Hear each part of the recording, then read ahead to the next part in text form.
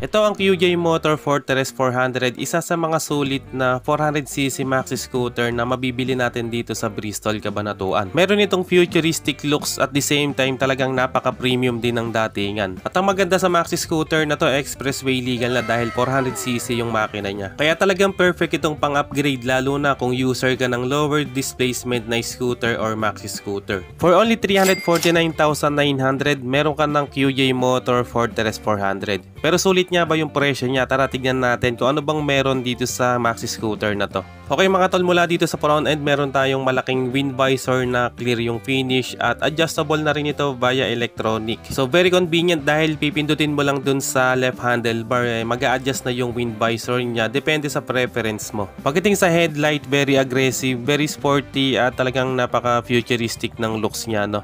And ang maganda rito, LED na yung mga ilaw na ginamit dito. Tapos meron siyang daytime running lights dito na parang naging kilay ng pinaka headlight natin o yung lens ng headlight. Tapos meron pa siyang parang built-in na winglet sa ilalim ng lens natin. So nakadagdag din yan sigurado dun sa aerodynamics niya. Pagdating dito sa side profile, meron tayo ditong logo ng QJ Motor o yung pinaka-emblem niya, no? So yan yung pinaka-brand niya. Tapos very edgy ng side profile niya na marami siyang kanto. And dito nga pala nakapwesto yung turn signals natin na LED rin yung ginamit. So medyo malaki siya kaya siguradong kitang-kita. Pagdating naman dito sa side profile sa bandang likod, very premium ng decals natin dito na Fortress 400 dahil naka-emboss yung texture niya. Very stylish din at futuristic ng design ng taillight natin. Tapos LED na rin yung ginamit dito, ganun din sa mga turn signals. Syempre meron din tayong reflector dito for added visibility at meron siyang ilaw para sa plaka. Very premium at edgy rin ng front fender. Tapos yung color niya same ng body color niya, no? Tapos meron siyang reflector dito for added visibility.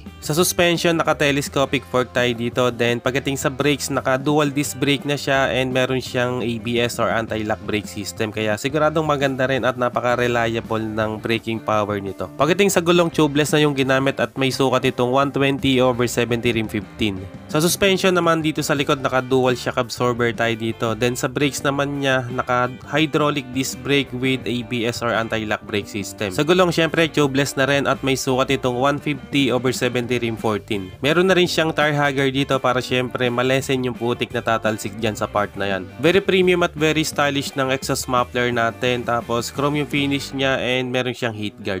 Sa meter panel, very informative na rin talaga nito dahil TFT display na yung ginamit. Sa mga button naman sa handlebar dito sa kanan, meron siyang engine kill switch, hazard light switch at yung electric push start natin. And dito naman sa kabila mga tol, nandito yung passing light switch at yung control natin dun sa meter panel o sa TFT display. And syempre yung button ng windscreen and then yung high and low beam, turn signals at yung busina. At ang best features na nagustuhan ko dito, meron siyang heated grips. So yan yung pinaka-cockpit natin, meron pa siyang logo dito o yung emblem ng QJ Motor. Very premium talaga ng looks. Dito naman sa part na to, meron tayong glove box sa kaliwat kanan. So hindi natin mabuksan kasi hindi naman naka-activate itong unit na to. So ang kinaganda, hindi mabubuksan yung glove box kapag naka-off yung susi. Pagdating sa susian nito, keyless na yung ginamit dito at hindi siya basta keyless mga tol dahil meron siyang maliit na card yan. Bali itatap lang natin dyan para may on natin yung motor. And pwede rin namang optional and meron din siyang physical key dito. para kung sakaling magloko yung keyless niya ay mapapaandar pa rin natin. And dito sa part na to nakapwesto yung pinaka fuel tank natin, yung fuel refiller. Very convenient dahil hindi na natin kailangan bumaba ng motor para magpa-refill ng gas. And speaking of gas ay meron itong 14 liters fuel tank capacity. At kung comfortable naman ang pag-uusapan, talagang andito na sa Fortress 400 dahil bukod sa maganda yung seat niya, malambot yung cushion na ginamit, talagang napakalapad. At hindi lang yung rider ang mag-enjoy dito dahil pati yung OBR mo malapad yung upuan niya. Kaya siguradong mag-enjoy kayong pareho sa long rides. And sa ilalim ng upuan, meron tayong malawak na compartment at meron siyang hydraulic support dito para syempre stable yung upuan kapag binuksan natin. At sa laki ng compartment na to, talagang marami tayong madadalang gamit lalo na kung sasabak tayo sa long rides. At kung bitin ka pa sa lawak ng compartment, meron tayong built-in dito na bracket para sa top box, ano. So metal na rin yung ginamit dyan. At the same time, yan na rin yung pinaka grab bar ng OBR mo. Pagdating sa seat height, may sukat itong 775mm and talagang napaka-komportabling sakyan, malambot talaga yung cushion na ginamit dito. And ang maganda, meron pa siyang backrest, ano, ayan, sinasandalan natin, no. Malaking tulong yung backrest lalo na kung sasabak tayo sa long ride. So sigurado akong pasok sa height ng Pinoy itong Fortress 400 dahil mas mataas pa nga yung seat height ng NMAX 155 dito. And pagdating naman sa ground clearance, mababa lang siya, no. Meron itong sukat na 150mm at sa timbang naman may bigat itong 195kg. Pagdating sa engine specs, mga tol, gumagamit ito ng 400cc liquid-cooled single overhead cam fuel-injected engine. So yun nga, 400cc na siya kaya siguradong pasok na pasok sa expressway. Meron naman itong max power output na 28kW at 7,750 RPM at max torque na 38Nm at 6,000 RPM. And dahil maxi scoot siya ay gumagamit ito ng CVT transmission.